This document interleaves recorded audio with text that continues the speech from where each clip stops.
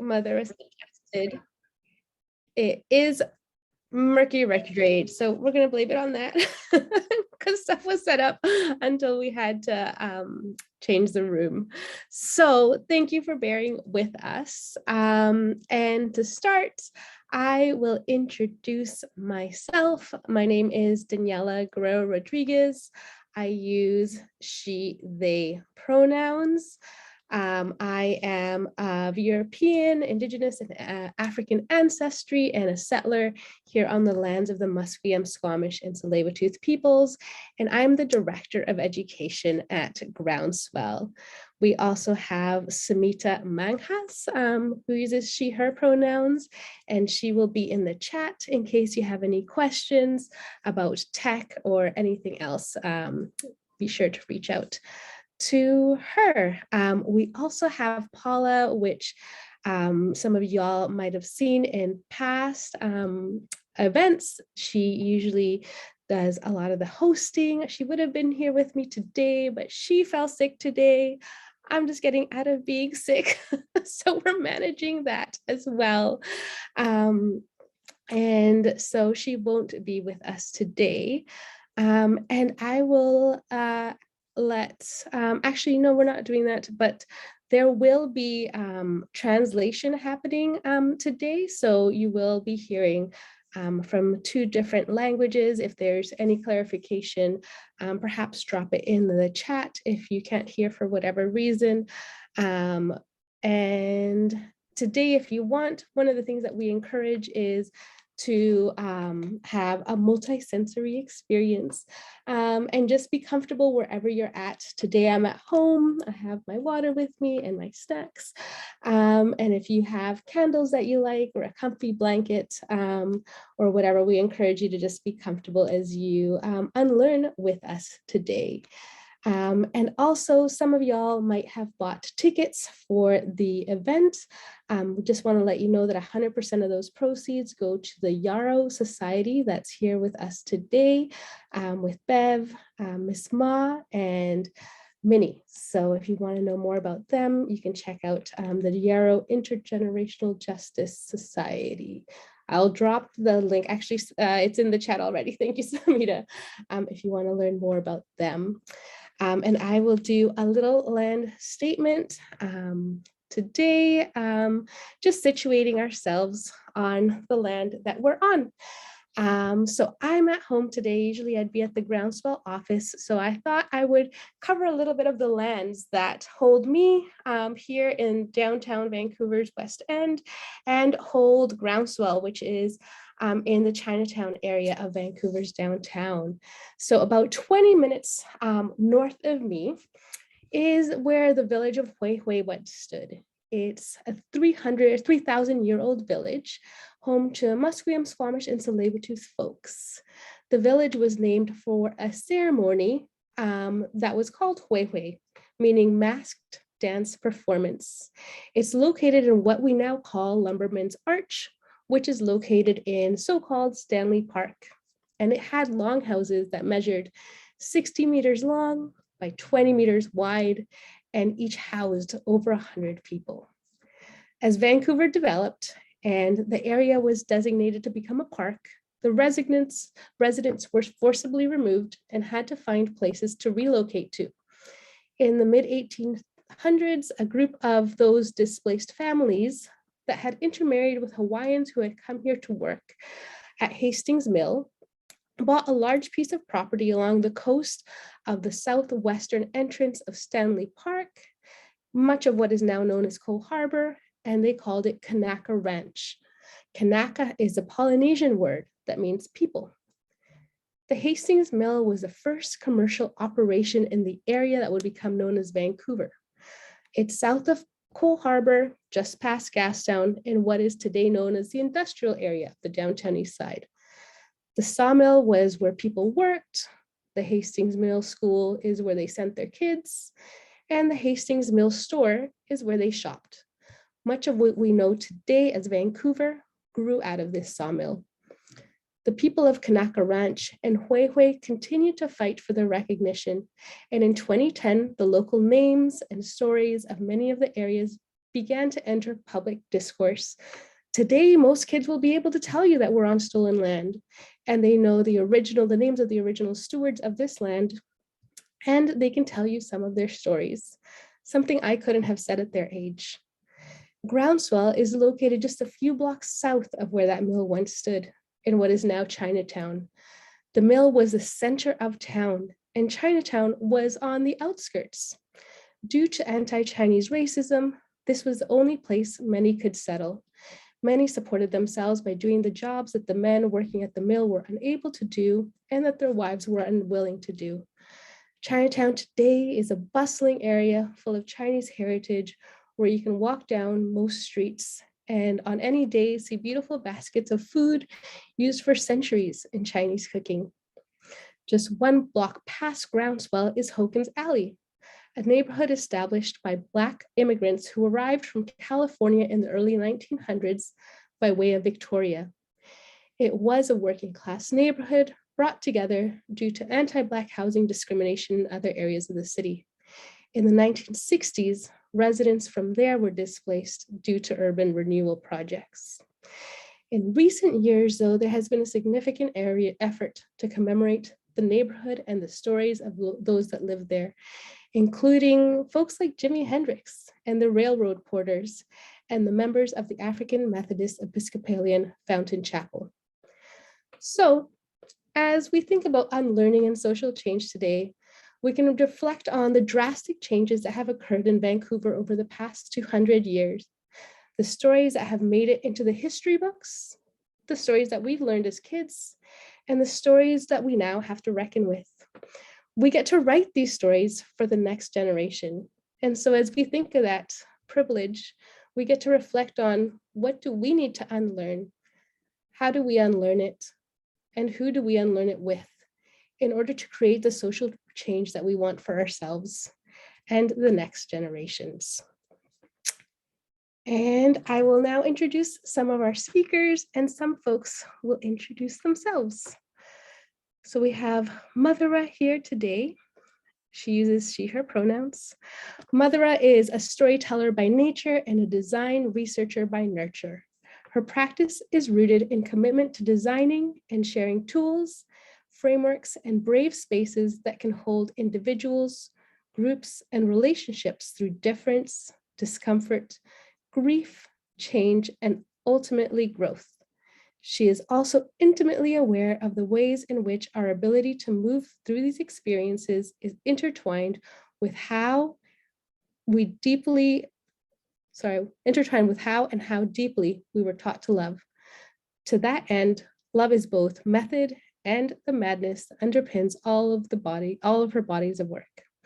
Madhura is the author of recently launched Toolkit, an audiobook, Dismantling the Master's Tools, a somatic approach to interrogating white supremacy, and the curator and subject of Metamorphosis. And we also have Tanya here. Tanya uses they, them pronouns and is a Black African queer and non-binary multidisciplinary artist, musician, and community worker living on the unceded territories of the Musqueam, Squamish, and Tsleil-Waututh First Nations.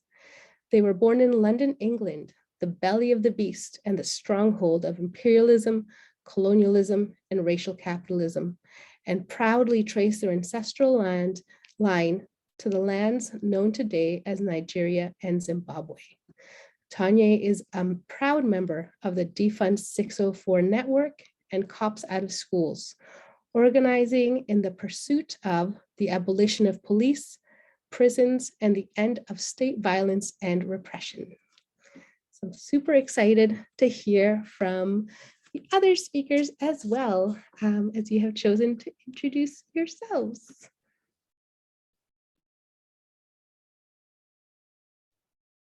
And I'll let whoever wants to go first, go for it. I can go first. Hi, everyone. Thank you so much for taking the nighttime to come and spend your time with us. My name is Minnie. I'm from Yarrow Society. My pronouns are she, they. Currently, all my access needs are met. So I'm from Yarrow Intergenerational Society for Justice, and I'm the volunteer and youth coordinator. And I'm also with down below Beverly and Miss Ma or Ma Tai. And I'll be helping Ma Tai. I'll be translating what Ma Popo is saying to everyone. She speaks Mandarin, Cantonese, Shanghainese, and so she mixes all three. And so apologies if my translation isn't the best because I only speak Mandarin and Cantonese. To talk a little bit about myself, I'm a queer femme, and I'm a 1.5 generation immigrant settler. I was born in Hong Kong, and I have roots in both Guangzhou and Sanwui, and on my mom's side, Beijing. And at Yara Society, one of my biggest things that I do is forming intergenerational connections between youth and seniors and creating communities so that we can take care of each other better, especially during this awful pandemic. And in this, hopefully I can be able to share my experiences and also be able to connect with everyone about what it means to unlearn and how unlearning can really connect us with our community so that we can be safer and keep ourselves happy. And I'll pass it on to Bev and Miss Ma. Hey everyone, I'm Beverly. I'm from Euro Society with Mrs. Ma. 我哋可以而家介紹啊。我想講我老公的一生係印度人嚟。哦，真係，我哋先介紹，我用英文介紹，然後你介紹自己好唔好？我嫁咗俾佢哋。係。嫁咗乜嘢？介紹，一陣你介紹啊。下次你一陣介紹自己啊。They're saying we're going to introduce ourselves. Yeah, I'm Beverly. I use she, they pronouns. I'm from Yale Society. And I'm here with Mrs. Ma, one of our friends and seniors who lives in the neighborhood and is a big leader. And like Minnie mentioned, we try to foster intergenerational connections, make sure that seniors with language and cultural and income barriers have the housing, health, and income that they need, and that they're also connected through recreational activities. Yeah, I'm really happy to be here. I'm also a settler of Han Chinese heritage, and my dad is Cantonese and my mom is from Shanghai and Shandong, like close to where Qingdao beer is from. 你想唔想介紹啊？有嘛？我想講我哋嘅家嘅歷史定位嚟阿爸的。你介紹自己嘅名就得啦。你講你嘅名，你係邊度人？你同呢度同電腦講啊。Hello, how are you? Hey, 我好慘啊！我嚟咗呢要緊做工，冇讀書，所以呢我嘅英文呢唔識講。但係呢，我到過阿伯的，我哋嚟，唔使攞住，你同電腦講就得。我做生意嚟到溫哥華，到咗溫哥華呢到阿伯的，阿伯的呢。我爺爺我三代人咁啊，係全部阿伯的，咁啊奶奶啊、爺爺啊，咁啊嗰啲嚟咗呢，又分咗一般人呢去三藩市，咁啊三藩市呢也到阿伯的，咁啊阿伯的呢而家呢，他們生活得好好。咁啊，我呢也好開心，也到過阿伯達，過咗1年多啲，我去參會，同我老公，同我爺爺去參會，去咗呢，我唔識得講呢，我去到嗰度咧，去到溫哥華咧，咁啊溫哥華咧咪溫哥華係北溫哥華去參會，咁啊去咗參會呢。結果呢，人哋偷咗嘢呢失敗咗咯，冇開唔到咯，開唔到做咗2年，咁啊唔做啦，唔做啦咧，我哋年紀又大咗咯，咁啊而家咧有幸福咯，謝謝。我嘅買呢孫尊嘛，我19對啲兔生嘅，咁啊你現在係我話你現在嗰對呢好漂亮，好亮好亮，開好多花，哇，溫姑啊這麼漂亮，所以呢我唔想返中國了，要等溫姑啊過了，咁啊溫姑啊一直過到而家呢，好開心，溫姑啊真是好地方嚟嘅，謝謝。謝謝。Yay, I can help translate. I don't understand what Nevada, is it Nevada or Nevada that she keeps talking about? Is it Nevada? Alberta. Oh, so in my translation notes, Miss Ma, she wanted to talk about her family's ancestry. So she came here and she didn't know English and she didn't go to school. And so she came here with her grandpa, I think, to Alberta. And then half of the family moved to San Francisco. And then she moved to Vancouver, where she worked at a restaurant. And unfortunately, some things got stolen, so she couldn't open the restaurant anymore. And she worked 2 years there. And now that she's getting older, she's now in Vancouver. And she wanted to introduce herself as Sing Jun Ma. That's her full name. We call her Ma Tai at Yara Society. She was born in 1932, and she really likes Vancouver. She thinks it's really pretty with all the flowers, and that's why she doesn't want to go back. And she's really happy and she thinks it's a good place. And that's her introduction.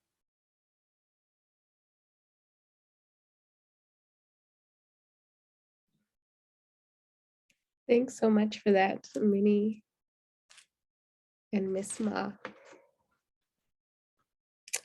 And I'll let anyone else introduce themselves. Is that me? Yeah, I think that's you. Okay. Hi, everyone. It's really lovely to be here. My name is Mercedes. I live in North Vancouver, which is the Musqueam, Tsleil-Waututh nations, Squamish as well.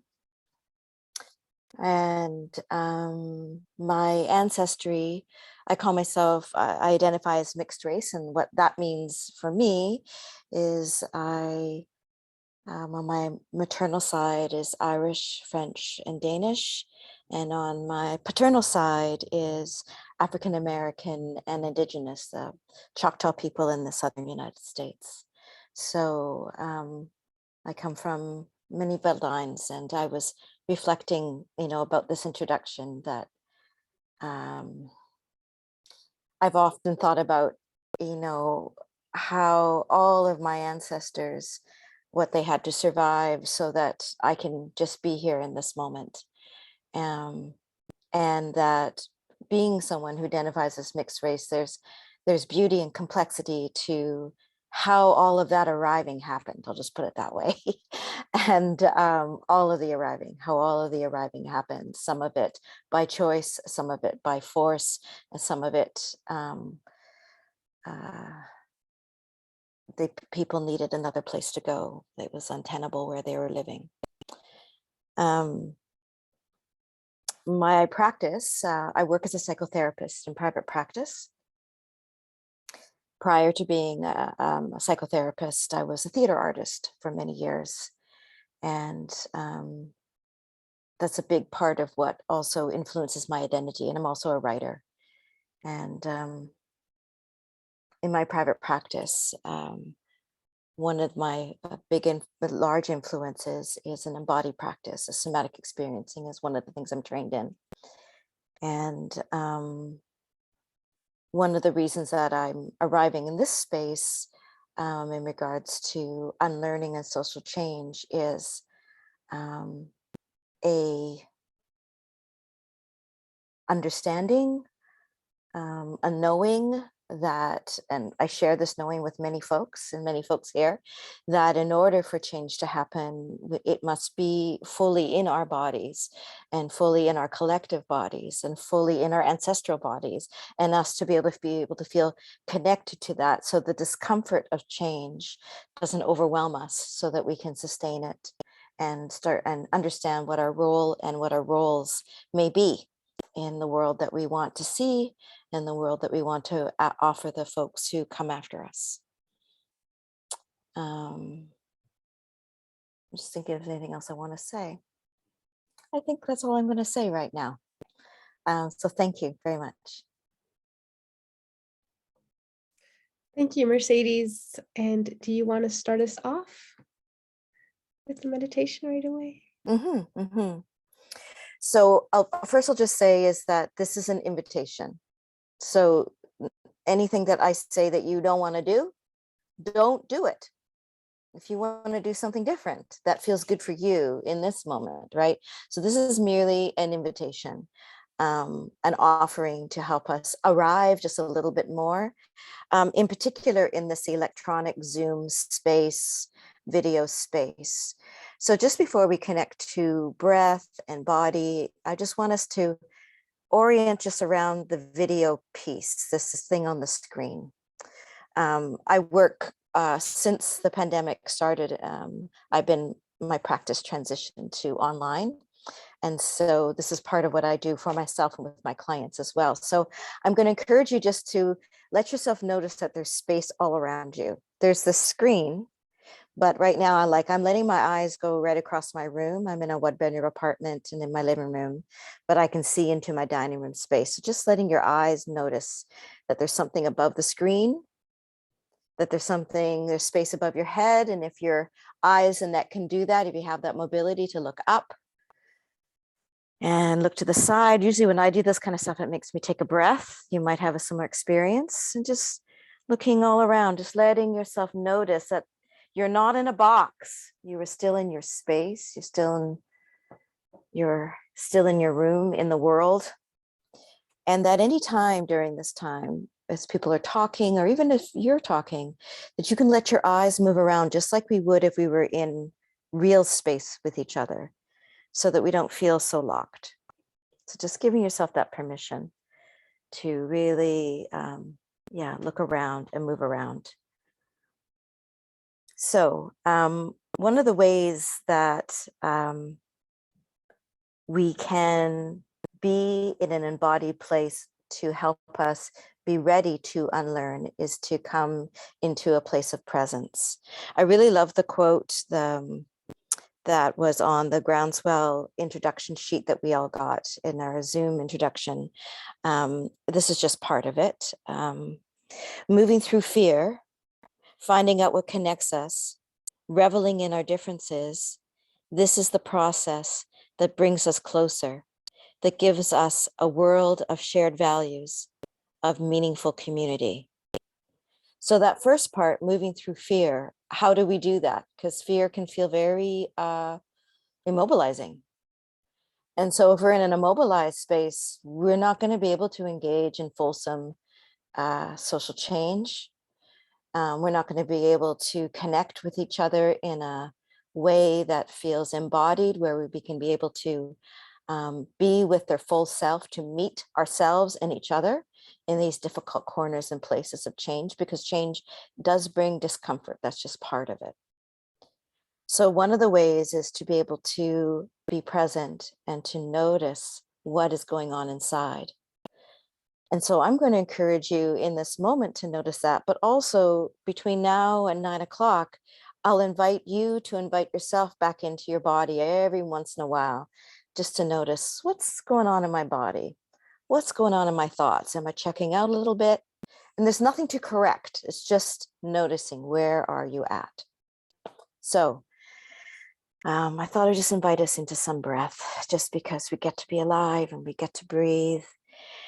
And just notice what your breath wants to do. Maybe you want to take a deep breath. Maybe you want to exhale.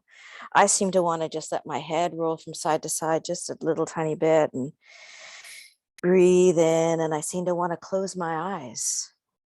You might even want to turn your camera off if your camera's on. You get to choose. You might want to stand up. You might want to lay down. I'm going to encourage you to get 10% more comfortable than you are right now. Just a little bit more comfortable. What would help with that? You might be slightly uncomfortable for all kinds of reasons, living with some pain, emotional or physical pain. So it might be hard to get comfortable, but it's one small thing you can do to meet yourself right now, to create the conditions to be open to this conversation. And once you do that, I'm going to encourage you just to connect to what's going on inside of yourself. Noticing any sensations that might be there. Like, for example, in my body, I'm feeling a temperature change. I'm feeling just a little bit of heat in my hands and my face. And there's no need to try to make it be different. We're just engaging in noticing. Noticing what your breath wants to do. It might be even and low or uneven and ragged. You can let your eyes be soft or closed.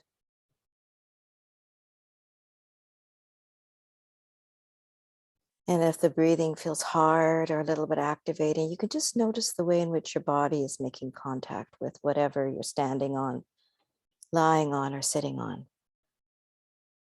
And you can do that anyway, even if you just want to see what that's like. And see if you can let whatever surface is supporting you support you just a little bit more.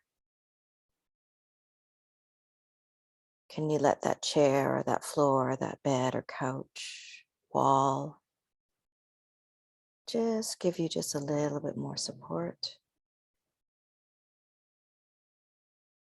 And see how that might come back into your breath.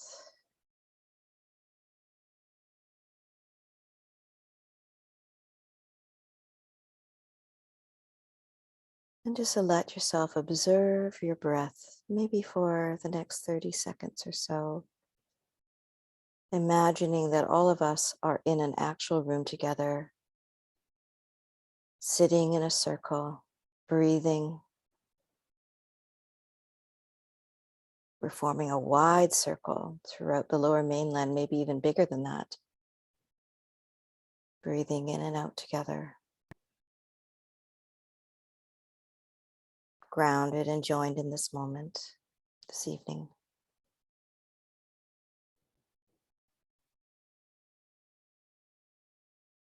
Letting yourself breathe in and out. You might notice your breath wants to change, and I'll just really encourage you to allow it to change. It might drop deeper in your belly. You might have held your breath for a sec. Maybe you want to sigh. That's what I wanted to do. My body wants to sigh right now. You might want to wiggle your toes or fingers. Just coming back to the body.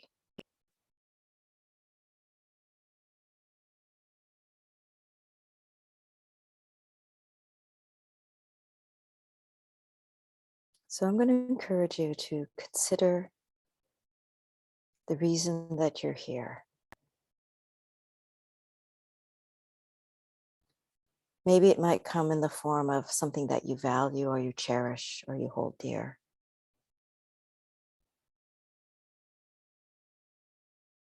Might be something else. And to allow that thing that brought you to this space, to this conversation, to guide you, to guide your listening, to guide your sharing. What has brought me to this space? May that help me guide. May that help guide me.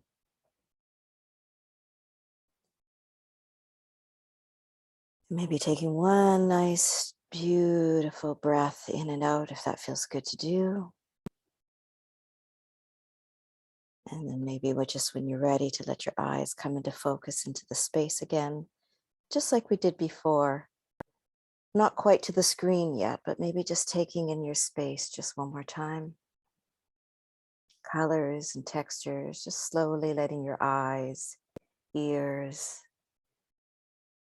sense of smell, take in your space. You might even want to stretch and yawn, bring your hands up above if you can bring your arms above, and if you can't, you can stretch any way that feels good. Maybe even wiggling your fingers and toes. And then when you're ready to come into focus into the screen, you can do so. Thank you, everyone. Thank you, Mercedes, for that reminder to just settle into the space and just prepare with our whole bodies, because so often we start to get ready to take in information and only engage our minds. And a lot of this unlearning is an embodied practice. And with that, I'd like to invite Tanya to also percolate other parts of ourselves to engage with this unlearning. So I'll pass it on to you. Yo, thank you so much, Mercedes, for that beautiful grounding. I really needed that, and I didn't know how much I did. So thank you so much. Also, thank you to the homies Groundswell for the invitation to participate in this gathering today. Shameless plug, I am part of the Leadership for Change BIPOC cohort. And if you haven't thought about participating in one of Groundswell's programmings, you definitely should, because it's been an incredible experience thus far.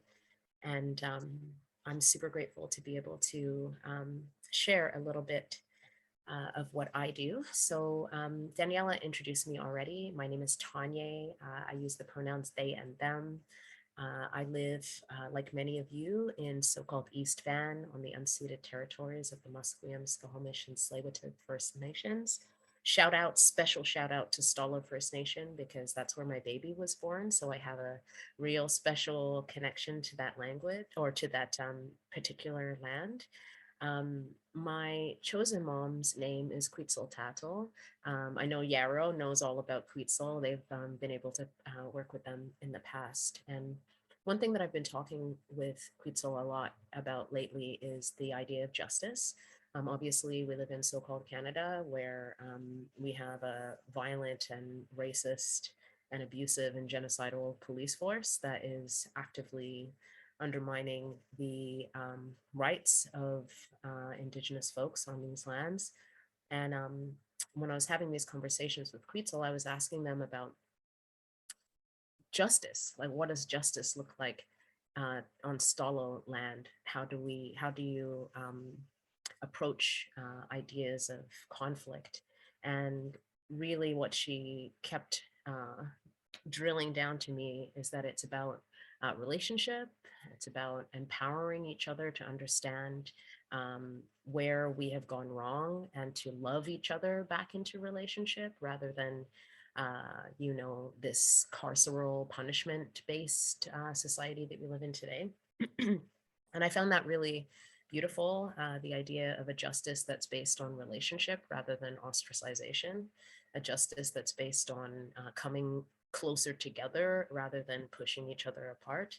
And that's a kind of justice that I'm excited about. And it's a kind of justice that I know only comes when we recognize the power that we have inherently as human beings in relationship with one another. That brings me to the offering that I'm going to share with you today.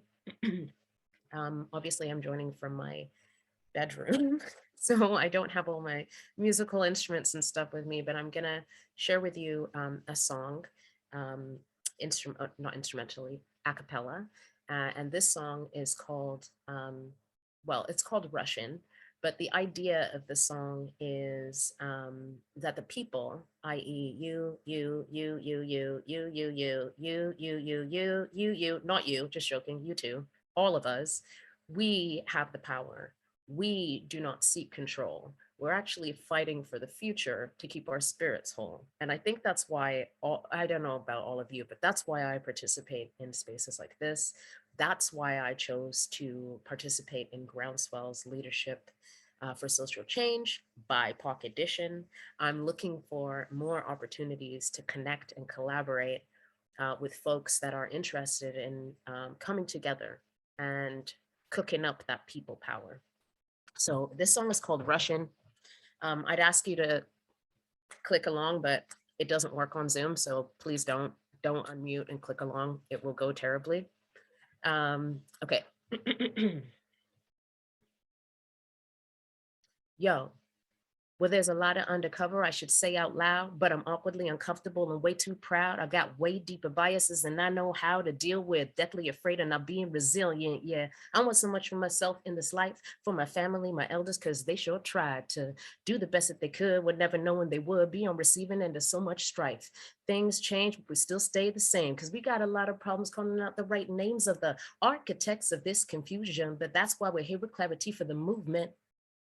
The doctrine of discovery is smothering the future of our relatives, so we all end up suffering. So fuck the bootstraps, lose that. We have the opportunity to shout at the news that we recognize the people have the power. We do not seek control. We're fighting for the future to keep our spirits whole. The people have the power.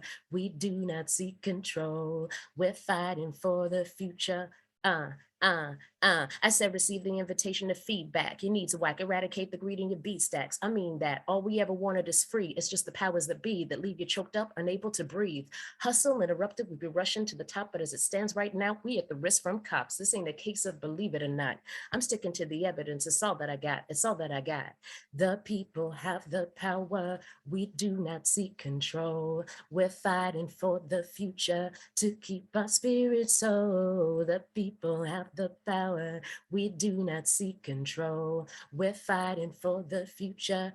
Yeah, well, people have the power. We do not seek control. We're fighting for the future to keep our spirits whole. The people have the power. We do not seek control. We're fighting for the future. Yeah, yeah, yeah. Thank you so much. My name is Tanya Aganaba. I hope those sounds percolate through your mind. Don't forget, the people have the power. We do not seek control. We're fighting for the future to keep our spirits whole. Shout out to each and every one of you. Thank you so much for having me. It's been a slice. I'm so sorry. I got to dip out early because my family made dinner for me. So I'm going to go eat it. Thank you so much, Tanya, for that. I love it. I wrote down some of the lyrics. And so, yes, we will be reflecting on those as we continue. Enjoy your dinner. Bye.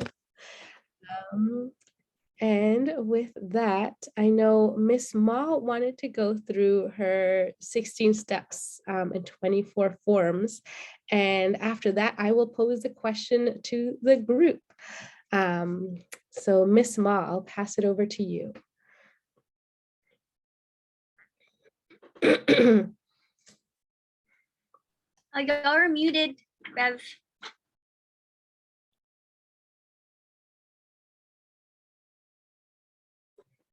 Still muted.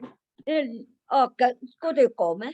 係啊，同佢哋做好啊，好唔好？喺呢度做啊，我搬咗啲凳。嗰度要關咗嘛？唔使。第一陣我搬翻個電腦。You see us? Yep, we can see you. Okay. 喺呢度啊，過嚟少少啊，過嚟少少。呢度。嗰度睇死。唔使，我哋先做16步，好唔好啊You're gonna do the 16 steps first. 做啊，咁佢哋睇到你啊，你睇唔睇到自己啊？喺度。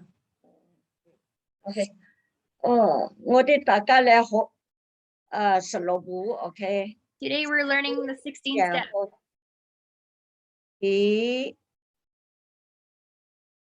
嗰個唔係咧，嗰個唔係 This 咧， is not it. 嗰個24 She did the 24 one. 16步 ，OK。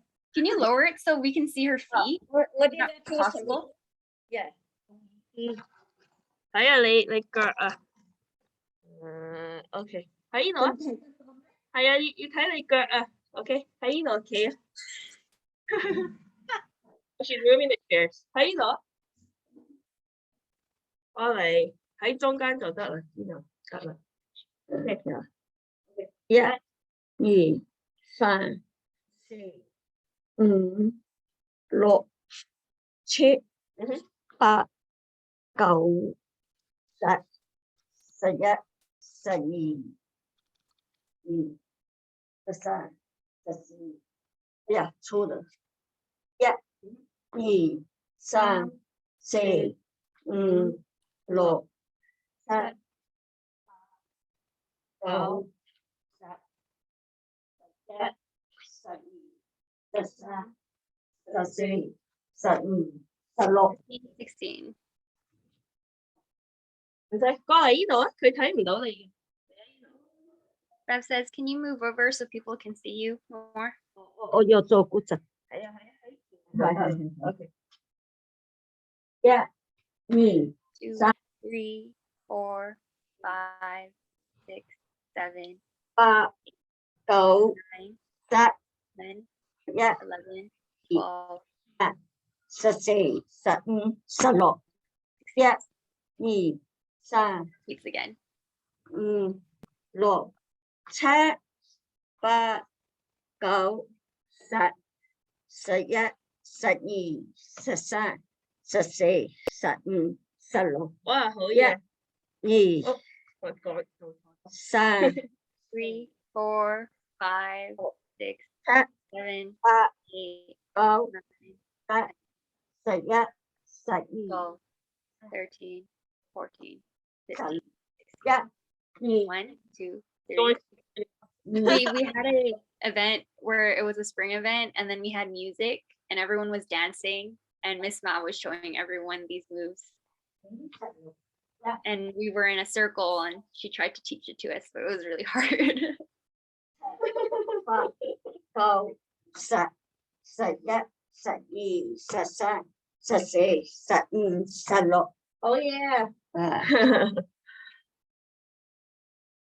睇唔睇到佢哋？人多嘛？好多人啊。She said, "Are there a lot of people?" I said, "Yeah, Yeah. there are."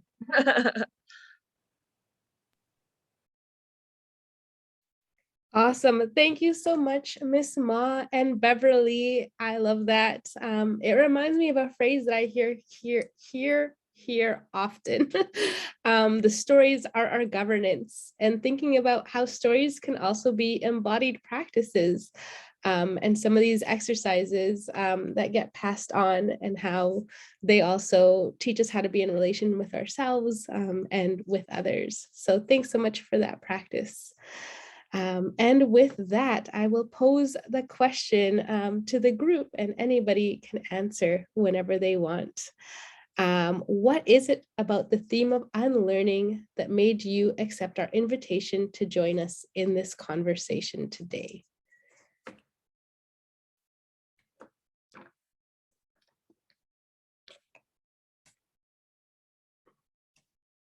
And I'll leave it for whoever wants to answer.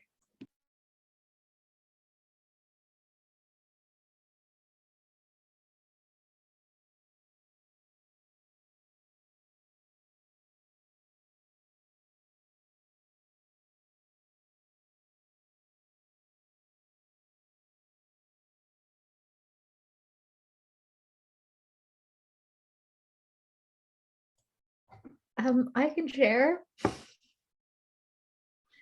Hi, Daniela. Hey, you. Hi, everyone. My name is Laurel Doe. For me, the learning has always been one of my values, and it's been in the last couple of years that I realized how many things I need to unlearn in order to work towards right relationship, like perfectionism, other things that I worked on in participating in Groundswell's programming. And so recognizing that unlearning is just as important as learning, and like probably harder, it feels like.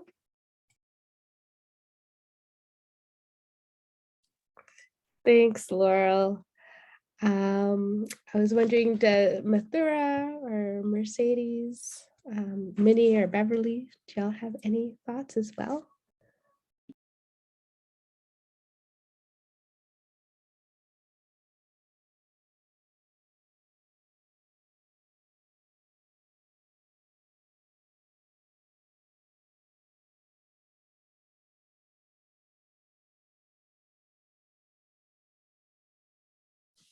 I can jump in. Hi, my name is Alice. I joined the event because a friend of mine joined, and she told me that some folks that she knew helped organize this, and then I realized some folks that I knew indirectly helped organize this as well. So I've been a follower for Yarrow Society for a while, and I it's what introduced me to events like this. Unlearning is really like such a radical act, and it's something that I'm trying to be better at doing. And I just think that there's a lot of things that if I unlearned it or know it better, it can help me become closer to the kind of person I want to become. So that's kind of what drew me. Thanks. And thanks for organizing this. It's really cool so far. Thanks, Alice. Maybe I'll go also to a question or a topic that came up a lot in the dinner party that Bev, Mathura, and Mercedes were a part of, which was around how unlearning is kind of like transformation, and kind of like we looked at the butterfly as an example for that. And so I'm wondering if anybody wanted to expand on how that transformation practice comes up for them in their life. Mathura or Mercedes, Minnie or Beverly. I can go. Hi, everyone. I think for the transformation process, it's really made me more connected to myself and more connected to the people that I interact with, including my friends, my family, and my community. So obviously unlearning, well, for me, unlearning means to critically think about the system that is instilled on us, living in Canada, living under a white supremacist government. And also what it means to be a settler and to be an immigrant at the same time, being displaced while also displacing Indigenous people on their own lands. And so for unlearning, it's not just transforming ourselves, we're also actively transforming the people around us and our communities. And through this unlearning, we're able to see what our needs truly are under a capitalist society. Does that mean continuing to purchase goods or continuing with the grind culture so that we can support our families while ignoring marginalized communities and ignoring folks that and our ancestors and other folks around us? And so by unlearning, we are able to really reach within ourselves and also connect with our ancestors and what they really wanted, which is obviously not for us to tire ourselves and burn us out, or also to enact lateral violence on other people in our community. And so for me, this transformation is selfish and also selfless at the same time, because unlearning takes not just us saying that we're unlearning. It takes years, it takes a lot of practice, and it's a lot of work, not just on ourselves, but also our friends, because when we unlearn and we change and our systems, our value systems transform, how there are other folks that might be left behind or our family members who don't understand. And that can also lead us to feel like, to feel isolated and also not understood. And so transformation is not always a happy thing. It can also be mourning the relationships that we lose through ourselves, but also at the same time, we're finding more positive ways that really speak towards ourselves and how we can treat our communities and our relationships better.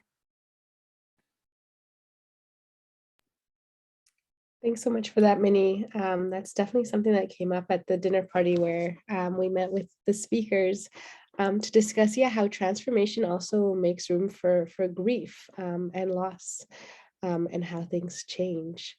Did anyone that was there want to add to that? Mercedes, I see you unmuted. Yeah, well, there was a little pop-up window and I was reading quickly. Did I have to do anything? And it said, do you want to unmute? So I unmuted. So I'll go though too. Um, I think maybe just go back to for those folks who don't know that the caterpillar, before it becomes a butterfly, is kind of sort of this goo in the cocoon. It's not a caterpillar or a butterfly. And myself, I've often wondered, philosophically speaking, does the caterpillar, like, is unlearning, like the caterpillar becoming the butterfly, does it lose its sense of self? And I think sometimes in learning something new or in unlearning or in widening ourselves so that we can be in this wider body sense of community and connection and in right relationship with each other, I think some of that fear piece that Bell Hooks talks about can take hold because we don't know what we will be when we're goo. And it's to trust that the transformation will eventually happen, but it might be quite uncomfortable. It might not be quite what you expect. And, we're familiar with the caterpillar form, if that makes sense, right? And so you might want to cling to it or hang on to it. And even though the transformation may take place, we might give ourselves some more suffering by resisting that transformation. The other thing that I was thinking about, it's like, okay, so in unlearning in my own life so far, hopefully I get to live a little bit longer, but I think sometimes in the unlearning piece, and I see this in my practice too with folks, that the first part is sometimes it can be kind of like you're shaken, or maybe even sometimes like a shock. You're like, there's this other way of the world or yourself or your relationships or something that was not in your awareness. You thought what you knew is what you knew, and then you realize you don't know what you thought you knew, and there's more. And often it includes realizing that you're in pain, or you're causing other people pain, or causing the environment pain. There's some kind of that realization. And something that I've noticed is that, and I think is important in regards to unlearning, is that the ing part of it keeps going. It's an ongoing process. Unlearning is an ongoing process. We arrive and then we arrive again, and then we arrive again. There's an unfolding. And so I guess two things. One, it's important to allow yourself to rest as these things unfold, because it can be quite big and it can be quite like the landscape can change in your understanding. The paradigm, there's like a paradigm shift often of what you thought the world was and what you understand the world is now, or become to understand.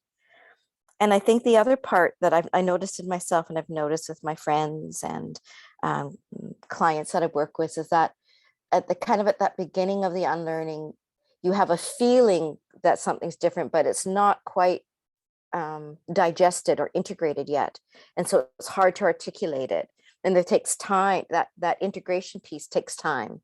And a part of what can support that is the thing I was mentioning before, is that embodied practice, to trust that eventually over time, this new learning or this unlearning, this shedding and this sort of welcoming or inviting or moving towards something starts to unfold and becomes embodied. And that new form starts to be something that you can just live and breathe in. And I think to have patience and grace for yourself and the people around you with that process, because it's uncomfortable, it can feel scary. And I think that's where a lot of the reactivity and reaction comes from. This doesn't excuse that behavior, by the way, but to know that that's part of that fear that can be so corrosive is part of that protector part. This, like, I guess, taking the caterpillar and butterfly, they're trying to cling and stay caterpillars, and you just can't. You can't stay a caterpillar. It's not going to work, right? It just won't work. So that's my freestyle for now. That's what comes to mind.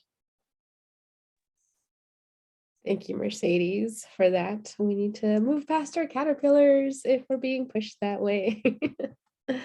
Mathura, I know you did a lot of work on this. Do you want to add anything? Sure. So there is a framework that I can kind of walk through that ties up a lot of my thoughts, but let me kind of give you some context around where I come from with respect to unlearning, and then I can share the framework that's more rooted in my quote unquote professional work.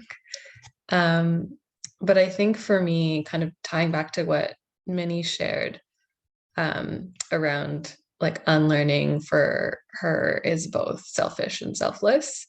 I think I see unlearning almost as like a self-care practice that also contributes or can contribute to collective care.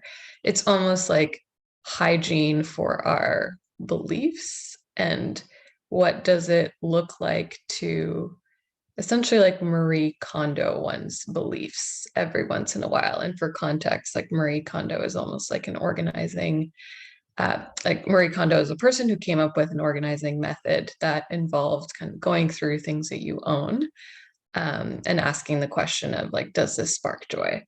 And for me, with respect to unlearning, it's almost asking the question of, does this align with the way that I want to live my life? Does this align with insert value here, whatever that value is for you? And I think connecting to some of the grief and the like toughness of unlearning that Mercedes was mentioning, I think part of why it's tough is because it's conscious. Part of why we revert to our habits so much is because they're programmed. Like it takes time to learn a habit, but once you've learned it, it's automatic. And it's way easier to kind of move based on things. Imagine we thought about brushing our teeth every single day. Imagine we thought about taking every single step and every single breath. Like that takes a lot of energy. And when you're unlearning, you are expending that energy all the time because it's not programming. It's not like regularly scheduled programming yet. So I think part of it is just the energy expended when you're moving through a conscious process. And part of it is that I think we are quick to kind of judge our beliefs once we know that they're quote unquote bad, or someone has told us that they're bad. But we have those beliefs and we have those practices because they were once useful. Like we didn't take them on and hold on to them for so many years because they weren't useful. They were useful to us in some way. And usually I find what happens with one's motivation to unlearn is you realize that, oh, it was useful for me at that time in that context, but now I know more and I have more context. And usually I'm realizing how this is harming me or it's harming other people, or both. And instead of kind of seeing it as black or white, where this is a good practice and this is a bad practice, and I need to switch from the bad practice to the good practice, part of how I think about it is, how do we just treat both as practices, but ask ourselves questions that allow us to be critical about them so that we can think about, okay, like, where did I learn this? When did I learn this? And how is this relevant to me now? So just want to acknowledge that, there is a reason why it's hard, and why it feels hard, both like mentally, but also emotionally as you're moving through it. There's a framework that I can screen share, but I wanted to check in to see if maybe anyone else has any overarching thoughts before we get into like the nitty-gritty.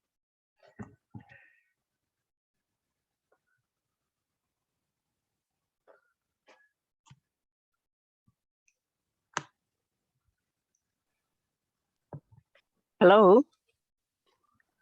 Hi. Hi, my name is Diana. Can you hear me? Yeah, we can hear you. Yes. I've been to Grand Swells years before the pandemic, and I like what was happening there. So I'm connected to your Facebook page, and this poster came by. I'm walking, I'm using my cell phone data. I'm not using the face part, the video part, it uses more data. And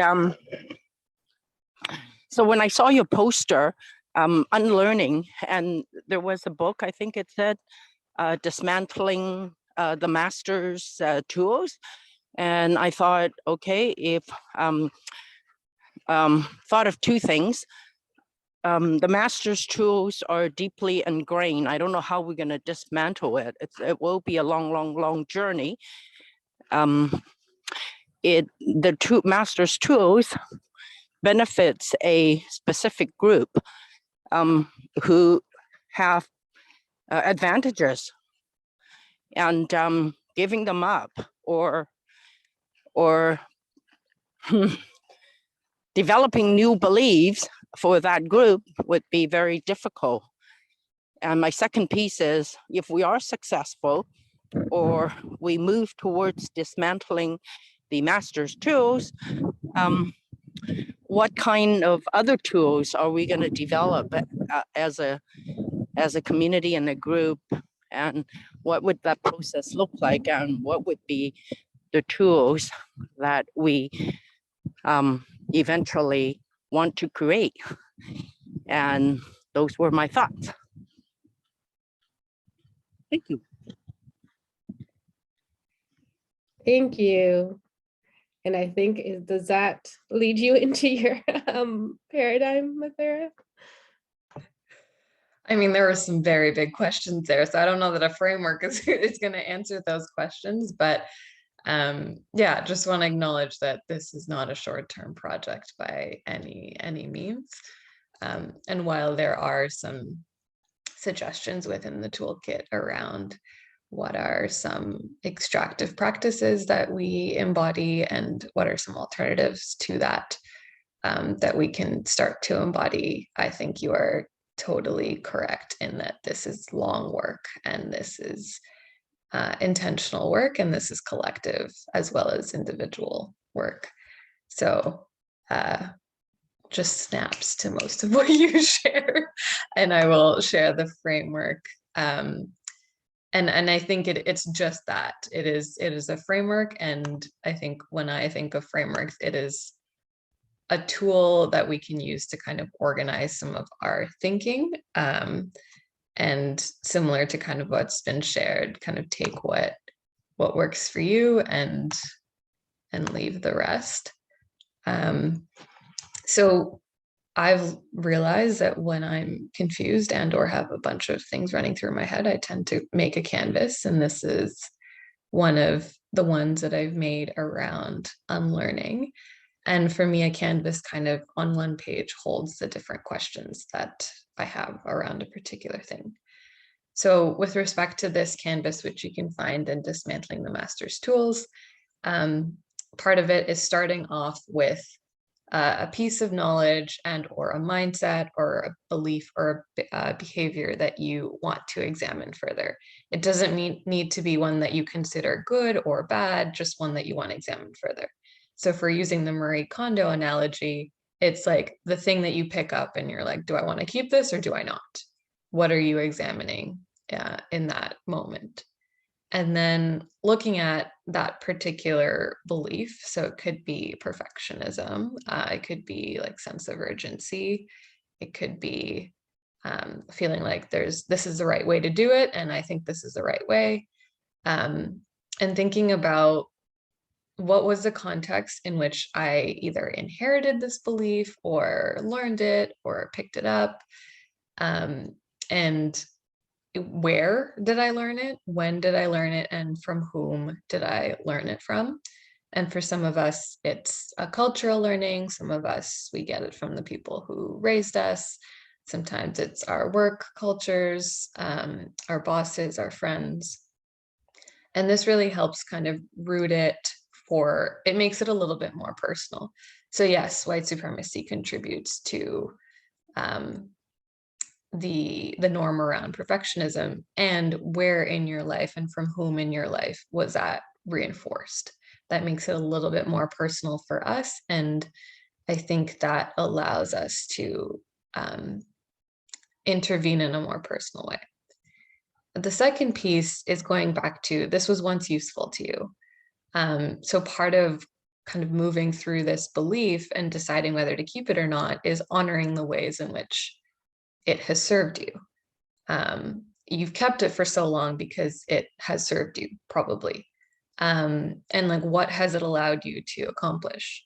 And with respect to perfectionism, for example, like maybe it has meant that you have been praised for your work. Maybe it has meant that you've gotten promotions. Maybe it has meant that people have, you have felt a sense of worthiness around it. And just taking the time to honor that.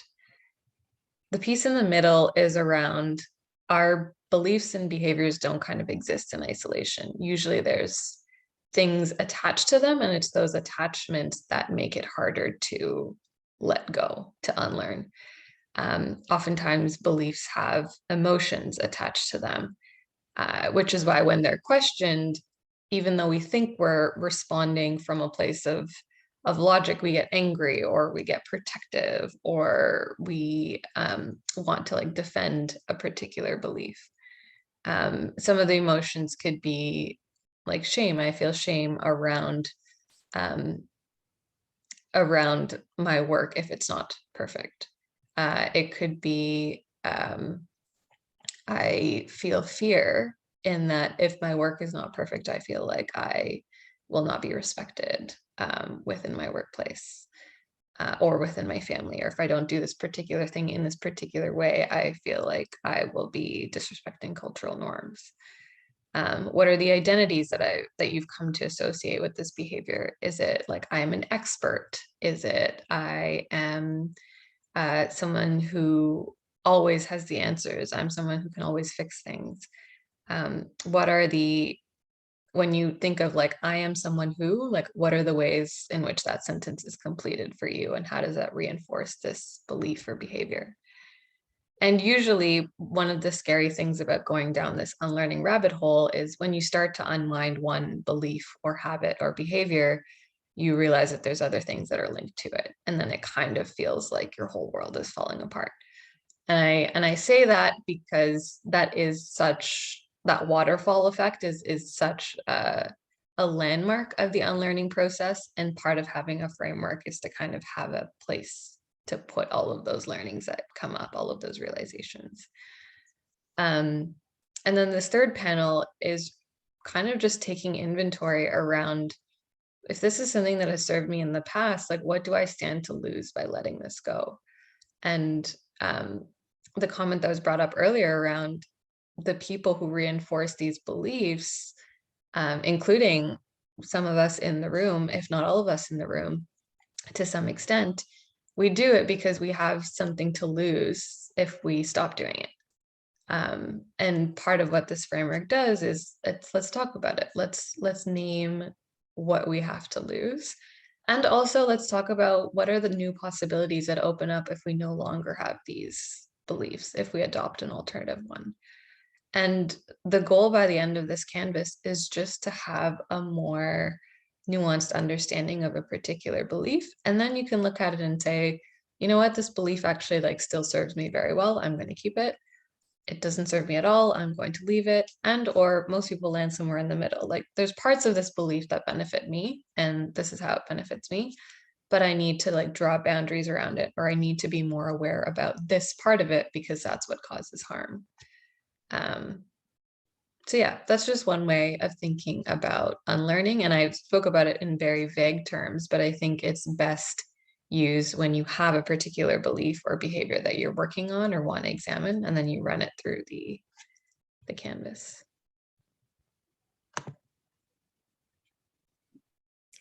That was awesome. I've never seen anything laid out quite so clearly where you can just really go in and examine the different thoughts that you've had and how to think about them differently. So thanks so much for, I think examining maybe kind of like what Mercedes said, what happens in that chrysalis? How do we move from one place to another? Because sometimes that bridge can be the mystery. And I think one of the things that Mercedes always brings up, she's also our organizational therapist, so we see her as a team. And you talk a lot about safety, Mercedes, and our nervous system, and how do we keep it going through because I love how Mathura, you laid it out, because we're like, we can see where our brain needs to go. And so Mercedes, my question to you is, how do we keep our bodies engaged when our brain wants to check out and be like, this one's too much. I don't want to delve into that that question or the aspect, or, you know, it brings up too much. I want to go through the framework, but my body is resisting.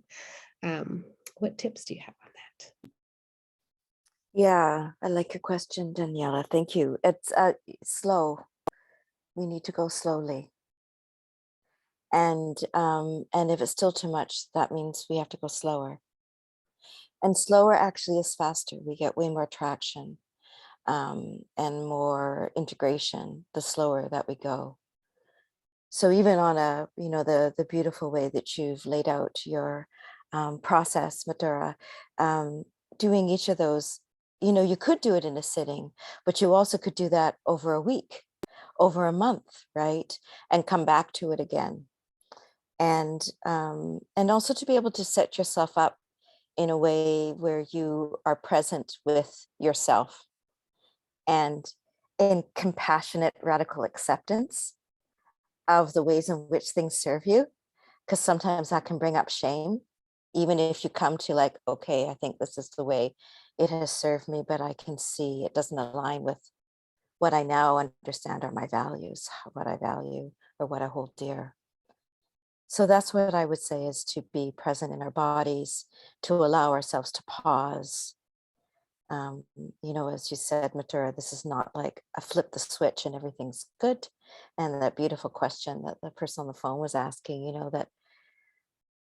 So one of the things I think about is that we don't know what part of the process we're in. Like what if we decide, you know, something that we might be a part of in regards to social change, we might not see the law change in our lifetime. We may not see all the housing in our lifetime, but we are part of it. And if we just happen to be fortunate to see some of that change, it's because of the labor of a whole bunch of people before us, right? So, and I think that also can tire us out, because if we have an expectation that we're going to see that change, that can be very disheartening. But if we understand that we're part of something much bigger, we're part of a whole, and whole, WH, not HOL. So sometimes it feels like we're in a hole, right? We can despair, but that we're part of a bigger whole, and that there's an interconnectedness to the process and to figuring out what our part is. So yeah, I would say to go slower if it's bringing up discomfort, and allowing whatever's to come up to show up. Because you're right, if we're overwhelmed, we won't be able to sustain the change. Yeah, we won't be able to sustain it. It'll feel like our muscles are in contraction all the time. And sometimes that's quite literal, like our whole bodies are like a fist because we're trying to muscle into it. And we only need to do that in for emergency purposes. We do need to muscle through things sometimes, but that's like houses on fire, a baby's going to be born and you got to get to the hospital. There are things where we got to muscle through, absolutely, but not this. We need to be able to pace ourselves.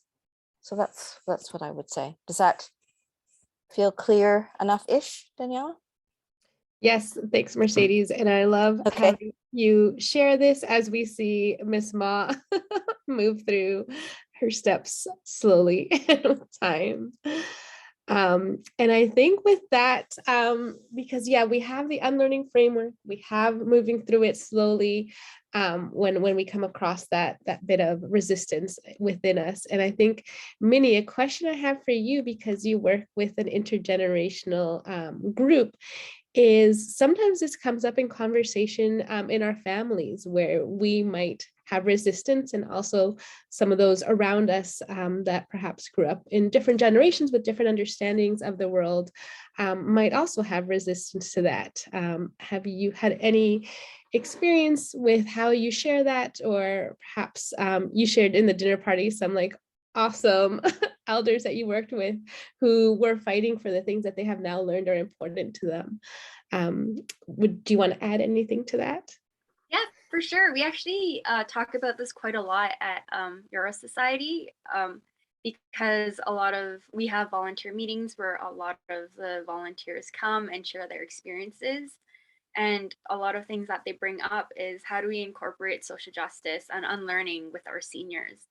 And I feel like a lot of folks who want this social justice aspect, but haven't actually talked to our communities or been in the presence of our seniors, really think that the way to go is just like sitting and doing workshops and making them sit and then making them listen with interpretation. But the more we spend time with our community, and spending time is not just like going to protests or unlearning or workshops or just through work. How we view spending time is just like joy, doing really small things such as like eating together, making food together, or even just visiting and talking and getting to know each other. And so like these workshops, as much as they are useful, at the end of the day, if we're not connected to the people that we want this unlearning process to happen with, it really has no kind of, how do I say it? There's no backbone to it, because there is no connection. And so for what we do is that we build the relationship first with our seniors, and in our everyday conversations, we bring in little unlearning bits here and there. For example, when they complain about how there is not enough language access to medical health care, we kind of put in language where it's like, this happens the same with a lot of non-white folks, especially marginalized folks, and especially with Indigenous and Black folks. There is not enough medical health care or accessible, and these institutions are quite violent to us as well. And so through this, they're also able to understand and build solidarity with folks around them. And an example is we have this really great relationship with Miss Lee. She's not here today, but her name is Lee Yurong. When we go to protests, at this point we just call her, and we just ask, hey, do you want to support our neighbors? And so, for example, Vandu, they do harm reduction. They had a protest. And so we asked her if she wanted to support our neighbors. And when she arrived, we had a translated pamphlet talking about people who use drugs, heavy policing in the downtown east side, and how cops don't keep us safe. And in turn, they create danger in our communities. And also how they are violent against poor and marginalized folks. And when she was reading this, she understood, and she was like, I don't believe that we need police. And like through this and through her being present at the protest, this is how we build unlearning and how we can insert conversations about being a settler and about whose land we're on. And instead of like a lot of institutions thinking that we're supposed to push this information on our parents and on our family and our communities, a lot of the folks don't speak the language. And also they're going through their own traumas through war and through immigration and through displacement. And so as much as I do want to really teach my parents or really teach the seniors like this academic focused social justice, a lot of the real work comes from just bonding through community and through community care, and just experiencing a lot of these things together while also kind of doing the unlearning together. Thanks, Winnie. No, that was beautiful. I love it because there are so many instances where I think somebody that went to school and did university and all that, I get stuck in my brain a lot, and thinking of how we can instead bring stuff into everyday conversation, those little snippets that you were talking about, parallels that are accessible, without using some of these big words that perhaps we're used to using in these spaces, but that aren't accessible to folks that are outside of these spaces, especially folks that don't have English as their first language is so important. So thanks so much for that. I love it. And I think with that, we are going to give folks a 5-minute break. And during the break, I'll be sharing the link to a collage because we want to co-create with you just kind of our collective thoughts. We have started it, but we'd like you to drop in there any images, poems, links to things that have informed your unlearning. So kind of to create a big collective resource for all of our learning for everybody that's been here today, and that will be shared with you after the event as well. So we'll come back, I'll say at 8:13, and the collage link is in the chat for you. So we'll see you in just a bit.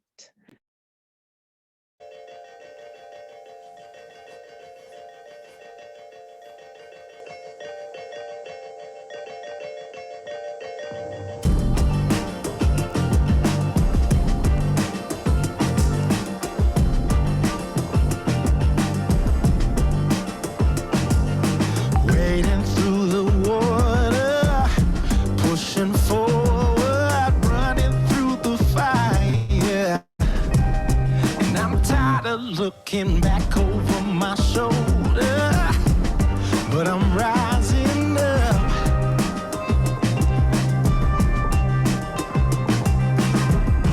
Unchained and my heart is free.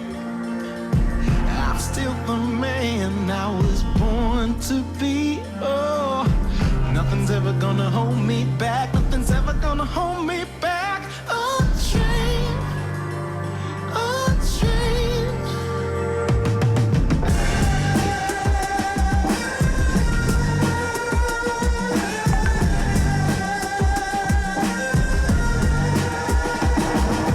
Breaking through the mirror, seeing clearer, taking back the power.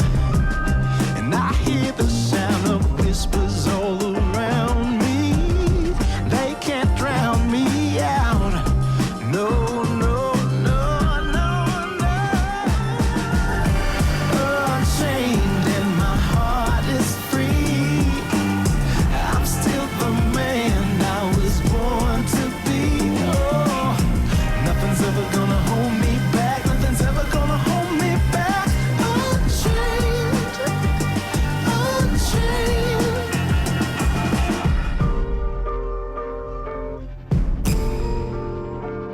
Through the thunder and the lightning, I keep on fighting, rising from the ashes.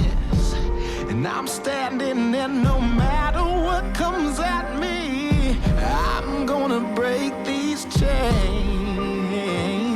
I will remain unchained and my heart is free. I'm still the man I was born to be. Oh, nothing's ever gonna hold me back. Nothing's ever gonna hold me back. Unchained, unchained.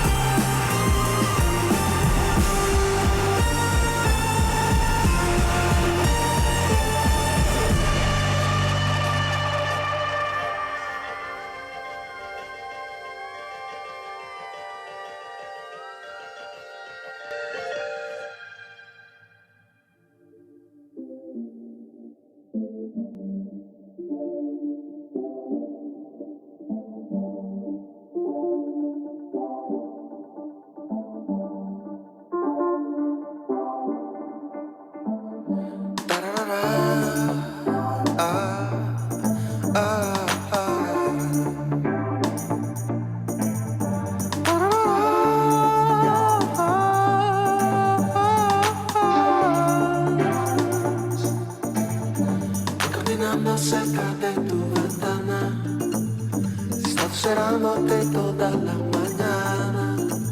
Ahora es tarde, ahora ya es tarde. Me desconecto cuando estoy contigo. ¿Cómo lograr convertirme en tu amigo? Ahora ya es tarde, ahora ya es tarde. Yeah.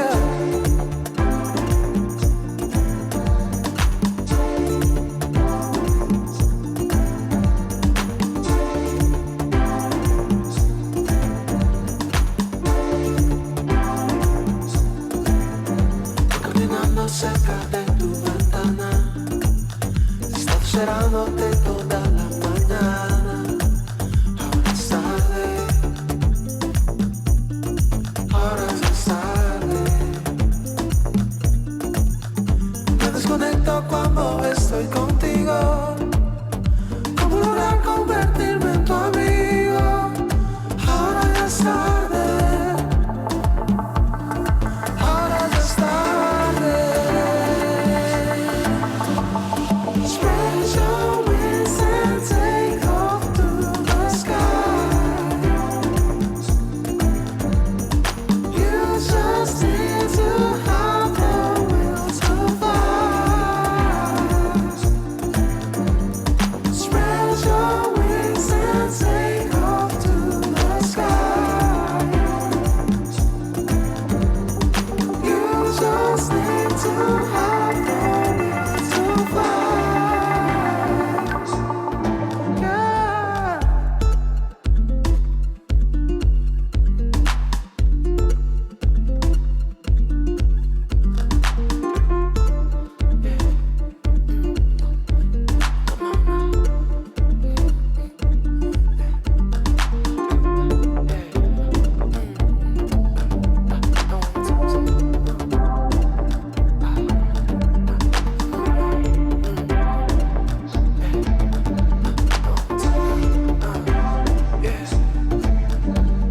Spread your wings and take off to the sky.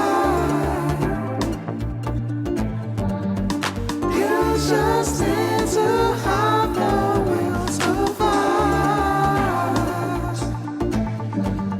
Spread your wings and take off to the sky. You just need to have the will to fly. Yeah.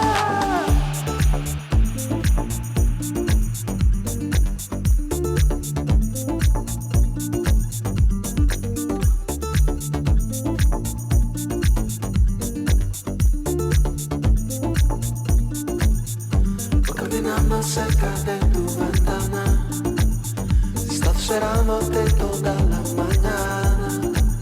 Ahora es tarde, ahora ya es tarde. Me desconecto cuando estoy contigo. ¿Cómo lograr convertirme en tu amigo? Ahora ya es tarde, ahora ya es tarde.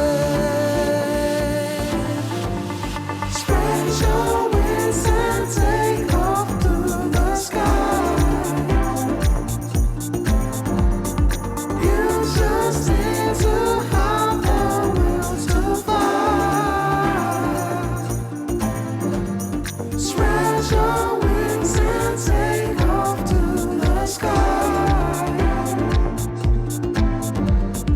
You just need to have the will to fly. Yeah.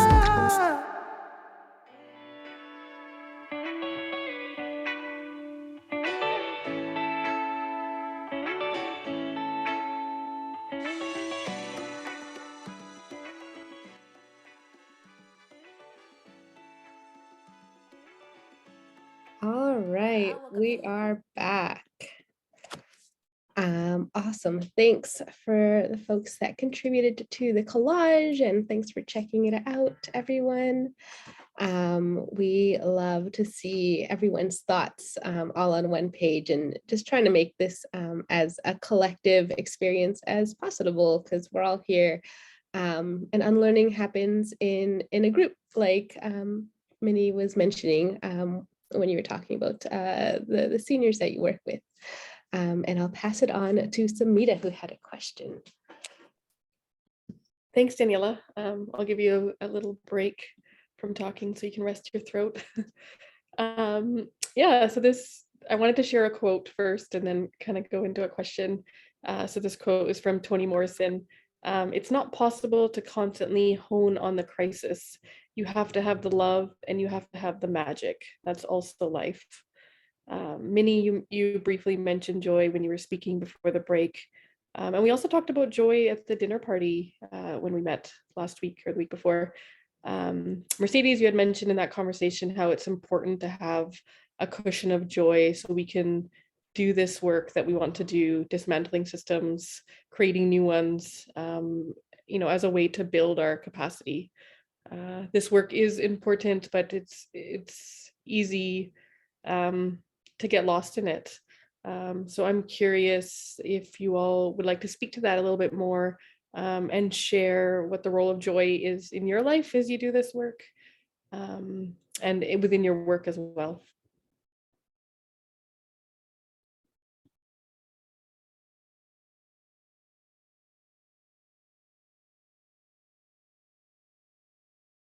I don't mind sharing if other folks, if other people want to speak, feel free to. I don't want to take up so much space, but for me, the reason why I do what I do and continue to carry the values that I have is basically happiness and joy. The more I unlearn and the more I do it with the people that I value and the people that I spend time with, the more free and the more safe I feel. And I think that's like just being like queer and femme in general. One of the reasons why I'm currently in Chinatown organizing and also being a part of Yarrow is how happy and how safe and how I can just be myself and share these values with my coworkers and also the seniors and also our community. Because I know for a fact that a lot of these spaces are not meant for us and they have never had us in mind. And coming from like school and coming from working for other places, even places that are grounded in community, a lot of it never centers non-men. And in fact, they try to center cis men and their ideas. And the thing is, a lot of the ideology and values that are rooted in community and love are queer, and they are always forefronted by non-men, and yet our labor and our safety is always compromised. And especially in these movements where we lead, where queer, trans, Black, Indigenous, people of color lead, a lot of our safety is stolen from us. And so I forgot where my thought was leading, but a big part of why I do this work is because being surrounded by thriving and happy queer folks and POC, it just reminds me that this is how my life should be. I should be able to see my friends and my community thriving and happy and singing and dancing and not always fighting and not always trying to solve the violence that's going on in our communities. And also seeing the break too. It's like when we're not fighting and when we're not doing organizing, what should we be doing? We should be spending time with each other, because it's just so rare. And like sometimes when I do these things, I forget that these things exist. And so when, for example, we have an intergenerational event with seniors, I realize, oh, like the basis of happiness for humans is dancing, is art, is singing, and that connects us all. And I just forget because we don't do these things like weekly, and I feel like it should be, and we forget that. And so that's what this joy means to me. And I'll pass it to her.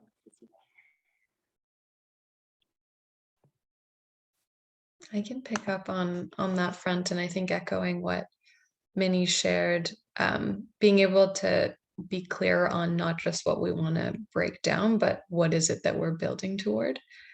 And Adrienne Marie Brown talks about, like, are you satisfiable? Like, what does satisfiable feel like in your body? Because everything, even justice and activism, has and can be co-opted. And I think capitalism thrives on more. And part of why there's so much burnout is we don't know when we're satisfied. And we don't know when we're satisfied when it's not the outcome of the ultimate outcome. Like Mercedes was saying, like the ultimate outcome won't pan out in our lifetimes, probably. But what does am I satisfiable today feels like? What does the outcome of the ultimate outcome, like Mercedes? I'm hearing myself echo, which is weird. What does and it's a little bit delayed, but I'm gonna try to ignore it. Yeah, if we don't know, how will we know we're there if we don't know what it feels like in our bodies? So coming back to that practice of, like, what does a feeling of justice feel like in our bodies? What does a feeling of joy feel like? And I think sometimes we have a very particular definition of what justice work looks like, feels like, what resistance looks like and feels like. And I think where I would challenge us is to expand that definition to include joy. It's not just like sometimes I resist and sometimes I'm in joy, but joy is resistance. And that, that is not new at all. That is not mine. Like Audre Lorde and radical Black feminists have been saying this for many years. But how do we not kind of see that as work and then play? Like, what is the work that kind of includes that? And I'll end on a definition that I've come across recently that I think the researcher in me likes to ground in a particular definition for a particular body of work. And I'll share a visual so that folks who are more visual can read along if that's easier. But it's a quote by Valerie Kaur, who is a lawyer and a poet, among many other identities. And she talks about it as love, and this being like her definition of love, which I think for me is the most relevant right now. Love is a form of sweet labor. It is fierce, bloody, imperfect, and life-giving. And it's a choice that we make over and over again. This labor engages all of our emotions. Joy is the gift of love. Grief is the price of love. Anger protects that which is loved. And when we think we have reached our limit, wonder is the act that returns us to love. So how do we see all of this work as a part of that?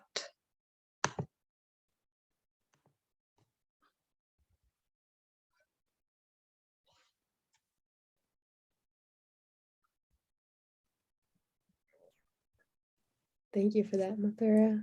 Oh, sorry, go ahead, Danielle. Oh no, and I was gonna say, Bev or Mercedes. Oh, yeah, I think like what Minnie said earlier, yeah, it's just so like profound and important to us at Yarrow, even though we're a nonprofit and we do service provision. Our co-founders, Yolanda and Chanel, they've always had this vision of mutual aid and working ourselves out of a job, like ending the nonprofit industrial complex, because we know that the jobs that we have are Band-Aid solutions and not driving the systemic change that our communities need. Yeah, and Minnie also touched upon safety and unlearning with community or in community. And yeah, I just feel like it's so important and overlooked, and a lot of a lot of concepts or communities that queer and trans people, that Black and Indigenous people have built, including, you know, the idea of chosen family. It's just something that I hold really near and dear. And yeah, people like Mrs. Ma are my family, even though she's not blood related to me. And it's really a pleasure to meet these seniors, whether at like a recreational event, a meeting, or knocking on their doors, or a workshop that we hold, and, you know, learning about the kinds of lives they lived, and the struggles they've gone through, and the triumphs that they have as well. Yeah, so I just feel really, really honored that I get to do this work. And yeah, I also live close by, so almost every time I come outside, I bump into some seniors, and yeah, they're always very happy to see me. And of course, I'm very happy to see them too.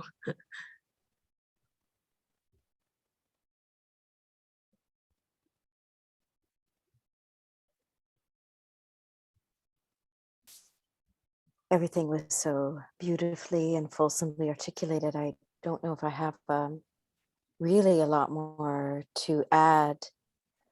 The one thing, Minnie, you say, we keep forgetting to sing and dance and write, just like our toddler selves just knew how to do that. We just wrote and sang and drew for our own reasons, for the pleasure of it, for the joy of it. And maybe one of our jobs in community is to remind each other, to help us to collectively remember this thing that we used to know and didn't have to remember. It was just something that was just part of what we did, part of what we do. So that we can just be socially cued to do that. We can just be reminded over and over again. So you don't have to work so hard at remembering. So that's the only thought that I had. One thing I wanted to add, that in Mercedes, you sharing reminded me of something that Minnie shared around, like at least in some of the social justice spaces, like part of capacity building is wanting to transfer the terms and the vocabulary, and I think what Minnie referred to as like workshops, and like the value of kind of meeting people where they're at instead of trying to like push a particular like rhetoric or language onto them. In a conversation with Prentice Hemphill, who practices somatics, Priya Parker, who like talks about gathering groups of people, was asked Prentice, like, how would you explain somatics to your grandmother? And Prentice asked Priya Parker, how would you explain the art of gathering to your grandmother? And both of them kind of agreed that their grandmothers would think what they do for work was ridiculous, because like, why is there a whole field that is built from like, yeah, be in your body? Like Prentice's grandmother was like, what? Just, yeah, we've been doing this for ages. Like, this is what we do.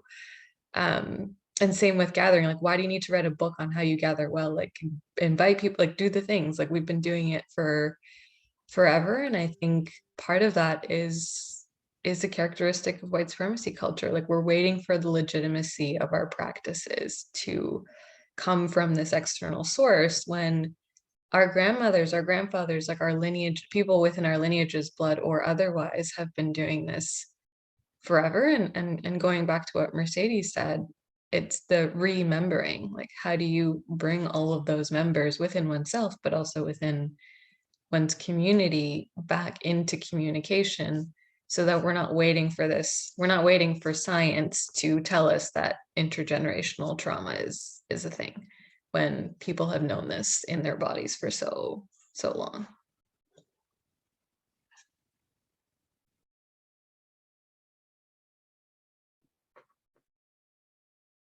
Thank you all for sharing. I saw a question in the chat that Sumita just pointed my attention to. I have to go find it. It was someone inquiring about having an organizational therapist. And I feel like that is kind of in response to what you just said, Mathura. It's an organization unlearning our collective practice of white supremacy culture and capitalism. How do we do that if we do have an idea of where we want to go and perhaps haven't seen it done and in an embodied way moving into this future that we want to create. So I haven't found the question, but Mercedes, would you like to contribute an answer to that? What does this unlearning look like in a collective? And in this instance, as an organization, which is Groundswell, or anybody else that you work with without naming folks, but yeah, what does it look like from your end?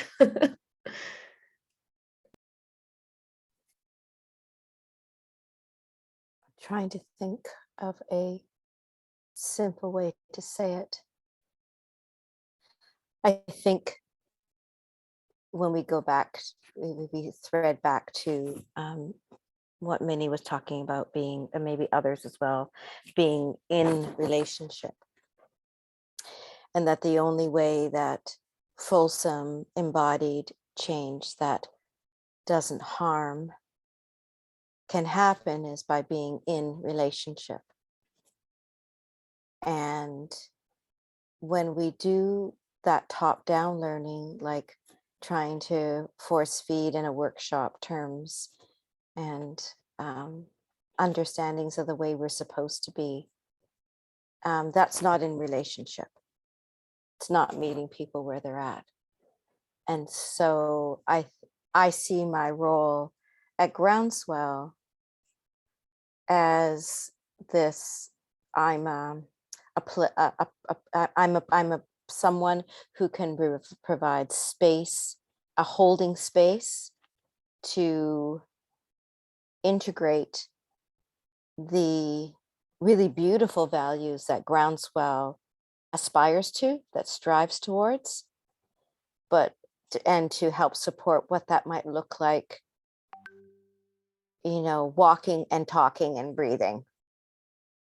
Because there's the idea of it, which sounds so great. And I have noticed in my own very anecdotal work of many jobs in nonprofits prior to being a therapist, that the values in the mandates always sound awesome. And yet so many nonprofits hurt people. Often nonprofits that are trying to help people hurt their staff, harm their staff. And so there's something that's missing. And I see that it's disembodied. There's a disembodied. It's yes, it's white supremacy, and then so that's the macro part of it. But the micro, which is what I'm hoping to help with, is the relationship. So how does this start to play out in a different way? How might, is there an opportunity? And so part of my work is to help folks on the team be more present, because the more present we are in the moment, especially if there's a conflict or there's trying to figure something out, that we just give ourselves the option to, more options are now available to us. We move from being reactive to responsive, and that's a practice in and of itself. So that's what I would say, my role is. And so I act as a therapist, but it's a therapist for the relationships within the organization, and what may arise, and what we want to move towards, and being able to support Groundswell to embody these the things that they envision, the ways that they want to be with each other and in community, so that the inward facing and out facing are in alignment, because that's part of what often happens in organizations, that the out facing might be great, but sometimes the in facing is sometimes it's harder.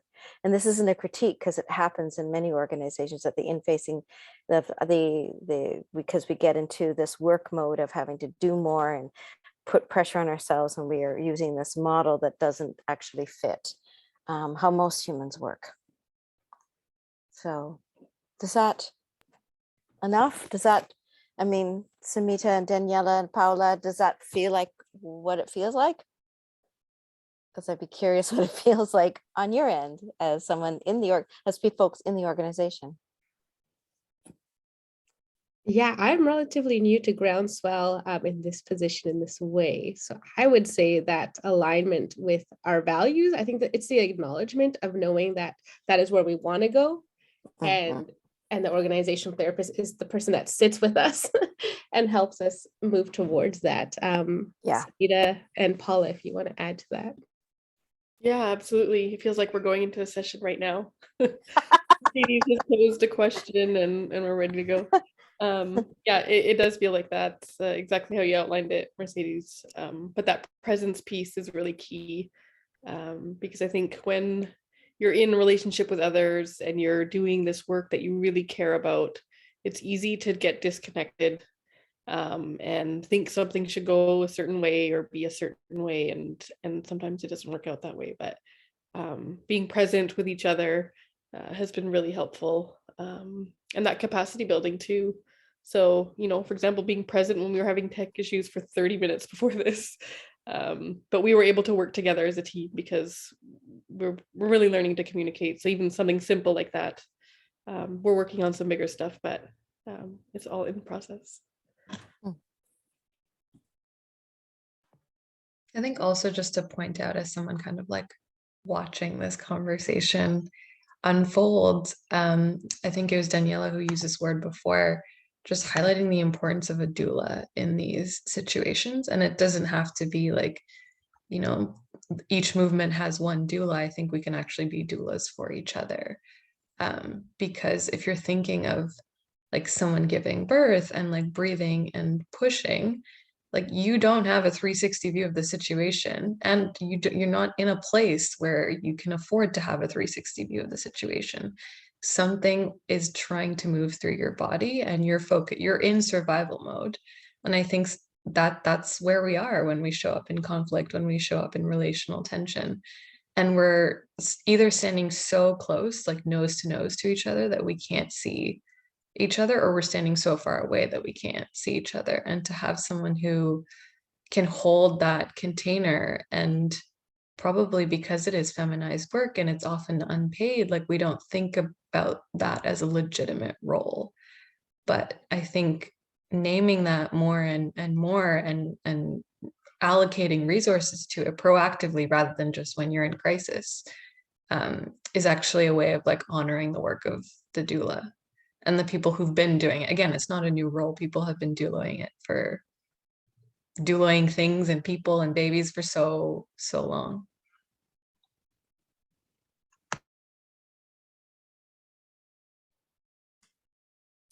Thanks. And a word that you used, Mercedes, in your answer was accountability. And you brought that up again, Mathura, and having somebody with a different perspective shine light on it. So I guess the organizational therapist is one example of accountability in an organization or a collective, or just in doing this practice of unlearning. And I'm wondering if anyone else has other examples of perhaps how it happens at Yarrow, or how it happens in the seniors community or organizations when you're organizing on the street.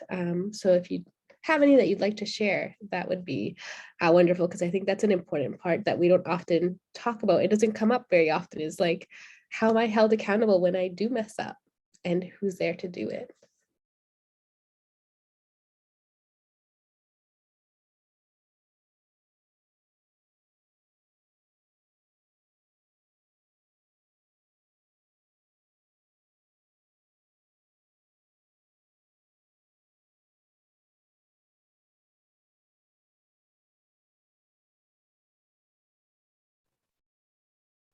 Sorry, I was just thinking. Yeah, I think accountability, it's been challenging in our communities, and we've been trying to hold certain folks accountable, but they, haven't been that compliant, or they don't want to admit to the harm that they've caused, or, make excuses as to why certain things happened, or, try to downplay it, or make it seem like it wasn't that harmful or wasn't really on them. And yeah, I think accountability is really important, and more importantly, safety is really important, because a lot of our community, including our staff, board, volunteers, and other community members are queer and trans, racialized, and like lower income levels. And there aren't a lot of spaces for them, for people like us. Yeah, so it's just been tough when there's usually like cis men in the community who sort of take advantage of the labor of women, femmes, NBs, queer people, and yeah, aren't very transparent about their politics or their past, you know, including politics that's anti-trans or sex work exclusionary. It creates a really toxic and dangerous space. And yeah, I mean, at Euro, our focus is, of course, supporting Chinese speaking seniors in the neighborhood. But we know that our liberation is tied to other marginalized peoples. And we also know that a lot of Chinese people are involved in sex work. A lot of Chinese people are trans, people who use drugs, and hold a lot of other like intersecting or marginalized identities. So yeah, I don't really have an answer about accountability. Maybe I'm too idealistic, but I just hope it doesn't have to get to that point where we have to hold accountability processes. But yeah, it's just tough if those being harmful aren't really willing to engage in a way that's survivor centered. But and when there's a lot of overlap in like Chinatown and downtown Eastside organizing communities. So yeah, it's definitely challenging to navigate that, especially with like added dynamics as a staff or employee at a nonprofit.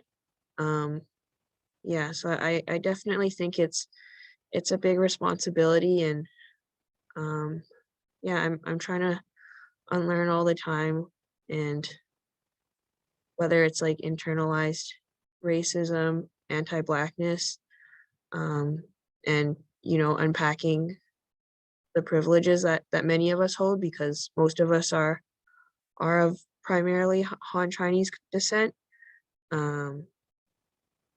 Yeah, I think that's all. Just rambling now.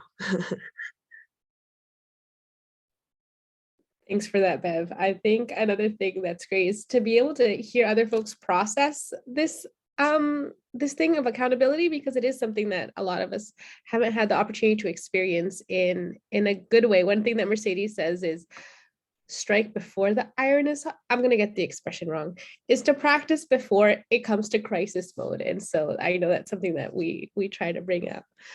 Minnie, I'll leave space for you in case you want to answer. Yeah, for sure. Was the question about accountability? Yeah, I shared how at Groundswell we have Mercedes as our organizational therapist, keeping us accountable to doing the things that we say we want to do. And have you seen any examples of that in your communities where it's been done well, or that you like, or whatever? It's something that we do a lot. And without accountability, Yara would not have been where we are 2 years ago. So Bev kind of mentioned it a bit ago. So basically, I think when it comes to organizing with a majority of Han Chinese people, I do want to acknowledge that a lot of us do come from privilege, or at least following the model minority myth, where we do not have solidarity with people around us. And Chinatown obviously is on indigenous land, we're connected to the downtown east side, which is the poorest postal code in Canada.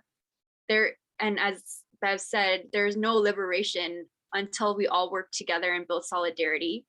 And so it does not make sense if organizing in Chinatown is mostly focused on Chinatown and mostly focused on Chinese people, without acknowledge to low-income folks, without acknowledge to people who use drugs, sex workers, trans folks, indigenous folks, Black folks. And so, and the thing with nonprofits is that there's always going to be the nonprofit industrial complex where we continue to perpetuate the ideologies of white supremacy and like respectability politics. And so when we go above that, which is being angry at people not doing their jobs and not doing their jobs as in not being anti-oppressive and continuing to be anti-sex work and anti-trans, this is what I see people not doing their jobs for. And when people are like this, we're unable to call them out because they're in higher positions of power. They have a resume, they're known in the community, and they so-called do a lot of amazing things. And so a lot of these people are in charge of big things in Chinatown and the downtown east side. And so especially as I mentioned earlier, a lot of trans and BIPOC organizing is co-opted by cis men, where in this case, making us be in danger for the things that we've always talked about. And so basically Yara restructured and our whole board is gone because people carry ideologies that don't work with our values. And so these values are rooted in unlearning and also building solidarity with the people around us. And so I'm going around in circles, but basically we shed a lot of weight. And so through this, we were able to hire other queer and trans coworkers. And now we're able to really safely reevaluate a lot of our programming. And now we incorporate more workshops and more solidarity with our neighbor and our neighborhoods in the downtown east side. And so what I want to say is that as scary as people see accountability, and it is a very amazing and beautiful thing because it allows us to really ground ourselves and really reevaluate what the work we're doing is. And it's not in clout chasing, and it's not in just building solidarity with just one type of people, and especially like middle class people. It's with like people, marginalized folks and people of low income. And so for us, accountability was very painful and was very dangerous, but we're still working through that right now. But through that, we're able to do so much better and also keep each other safe and each other accountable, because we all can cause harm and we all can make mistakes. But the most important part is, how do we heal together and how do we work together to get through it and also make amends to our community, besides obviously monetary donations and reparations.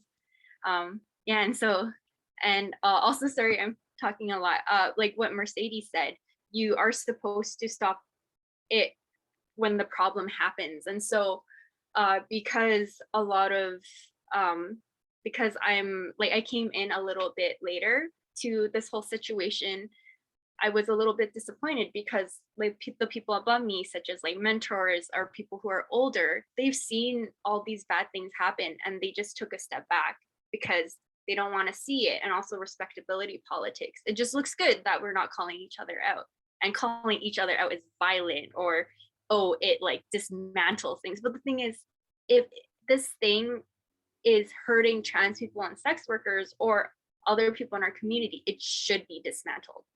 And so like that's, as I said, I might be, my ideologies might be a little bit different, but this is like what I see, because if we're hurting a specific people in the community, then I don't want to be a part of it. And so to us, accountability matters a lot. And this is how we take care of ourselves. And at the end of the day, we do these things because we care. And we do these things because we want to protect ourselves and our community. And so that's an example. Thanks so much for that, Minnie. I hear a lot of your passion around accountability in how you were sharing. So I really appreciate that because it's wonderful. We share a building, so Groundswell and Yarrow are in the same building and on the same floor. So it's just nice to know we have neighbors who share values and that, yeah, we can share this information because it is something that doesn't show up as often as we'd like in nonprofits and just sharpening ourselves to be better in how we work with our communities. And with that, we are almost at the end. We have 3 minutes left. I just want to thank everyone for attending today. All the generous speakers for sharing your experience, your knowledge, and for those that attended for sitting here with us and being part of our unlearning group today, and all of the wonderful things that are in the chat that I haven't been able to keep up with, but I will read later. So yes, and with that, Samita, I'll let you, are we missing something? There's a photo. Yeah, photo. That's the only thing, I think. That's the only thing. Yeah. All right. So I can take the photo if the speakers are okay with that, taking a group photo because we like photos, then that would be great. Thank you. So if you're good, we'll take one in like 5 seconds. 4, 3, 2, 1. Perfect. Thank you. And if folks have any questions that they want to drop in the chat about anything that we can email you back about, if they were if there was questions that didn't get answered or were brought up during the presentation today, drop them in the chat and we'll see if we can send some answers or resources in the email that we send out later. And with that, I'll let folks go and get their dinners and get their rest and find joy in this resistance work that we're all doing together. Because if you're here, I know that you're all doing the same stuff. So take care, folks. Thank you so much for having us. Thank you. Yeah, thanks for having us and Mrs. Ma. She really enjoyed it. Hey, she was so fun. We all want to Thank you drop so by. much.